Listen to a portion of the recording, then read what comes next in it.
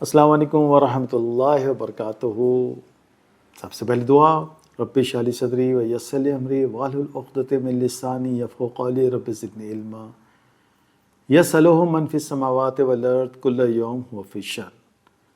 علم کا سفر، علم کی تلاش، حق کی تلاش، جو نام جس طرح سے دینا چاہیں ہم دے سکتے ہیں۔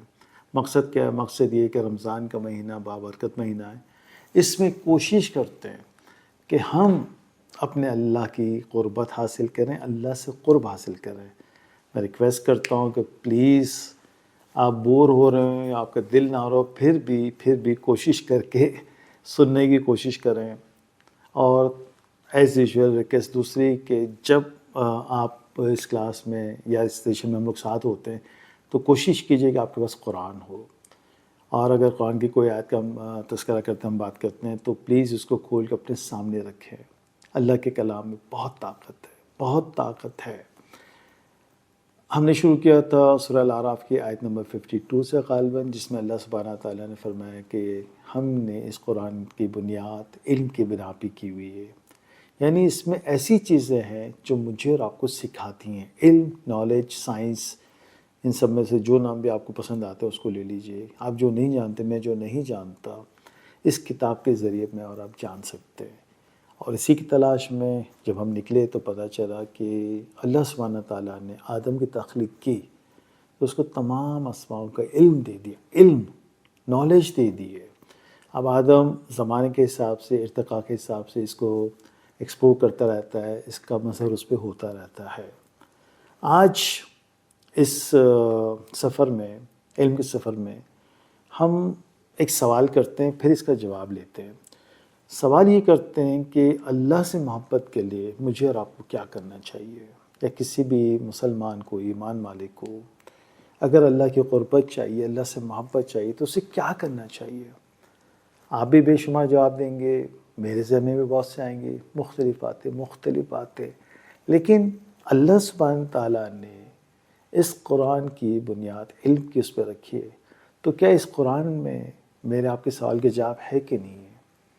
اگر مجھے اللہ سے محبت کرنی ہے، آپ کو اللہ سے محبت کرنی ہے، اللہ کا قرب حاصل کرنا ہے، تو ہمیں کرنا کیا ہے؟ بیسک چیز کیا کرنی ہے؟ آپ بھی بہت سی چیزیں بول سکتے ہو، میں بھی کہہ سکتا ہوں، لیکن جب قرآن سے جا کے پوچھیں گے تو قرآن تو حتمی بات کہے گا نا۔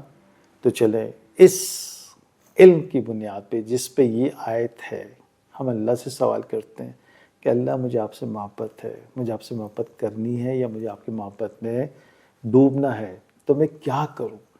تو اللہ سبحانہ تعالیٰ اس علم کی بنیاد پہ کہتے ہیں کہ سورہ آل عمران آیت نمبر 31، سورہ آل عمران آیت نمبر 31، اعوذ باللہ من الشیطان الرجیم، قل ان کنتم تحبون اللہ فاتبعونی یحببکم اللہ ویغفر لکم ذنوبکم واللہ غفور رحیم۔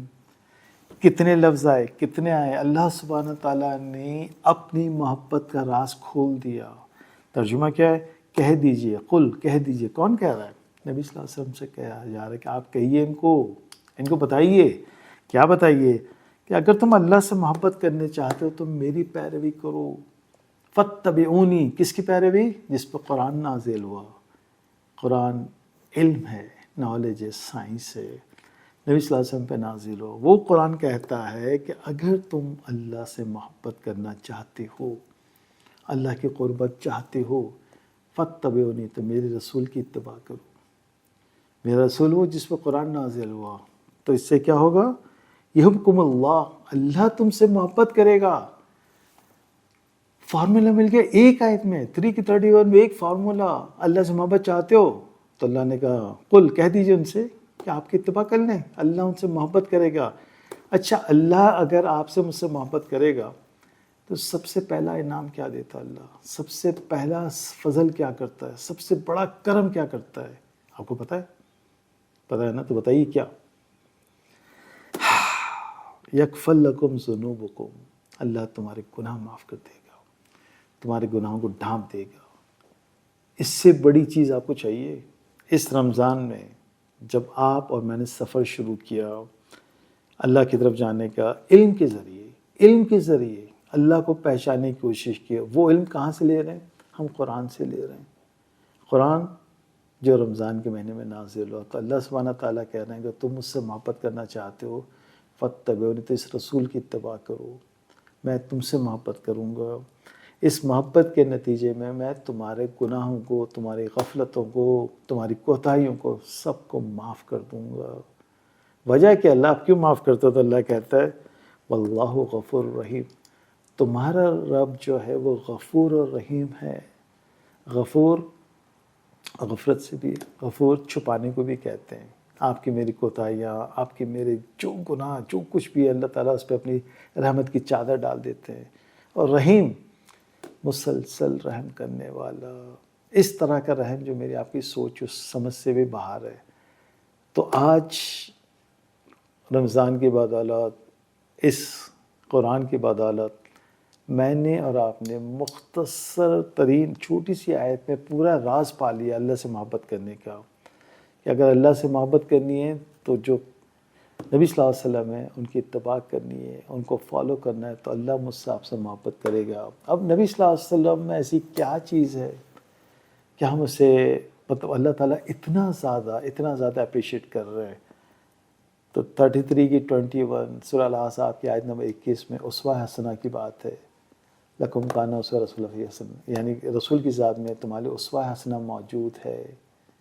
ایسی آیت ہے، ایسی آیت ہے، چلو پڑھ ہی لیتے ہیں نا جب موقع ہے۔ تو یہ ہے 33 کی 21، اعوذ باللہ من الشیطان الرجیم، لقد کان لکم فی رسول اللہ، بے شک اللہ رسول اللہ کی ذات میں تمہارے لیے ایک اسوہ حسنہ، بہترین کردار اخلاق کا موجود ہے، لمن کان یرجو اللہ، جو اپنے اللہ سے ملاقات کی توقع کرتا ہے، یہ حکم اللہ، اللہ سے محبت۔ اور یہاں بھی وہی ہے نا، یہ جو اللہ کی طرف رجوع کرنا چاہتا ہے، والیوم الآخرہ، اور یہ جانتا ہے کہ اس کے ڈے آف ججمنٹ جانا اللہ کے پاس کو جواب دینا ہے، اور ذکر اللہ کثیراً، اور جو اللہ کو بکثرت یاد کرتا ہے، وہ اس رسول کا اسوہ حسنہ لے گا، اس کی اتباع کرے گا، اور اللہ سے قربت سے محبت کے راز جان جائے گا۔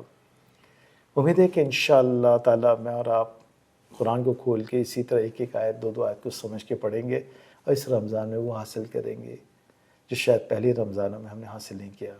آج کے لیے السلام علیکم ورحمۃ اللہ وبرکاتہ۔ اور اگر کہنے میں، سننے میں، پڑھنے میں کوئی غلطی ہو جاتی تو اللہ سبحانہ تعالیٰ معاف کرے، آپ بھی معاف کیجیے گا۔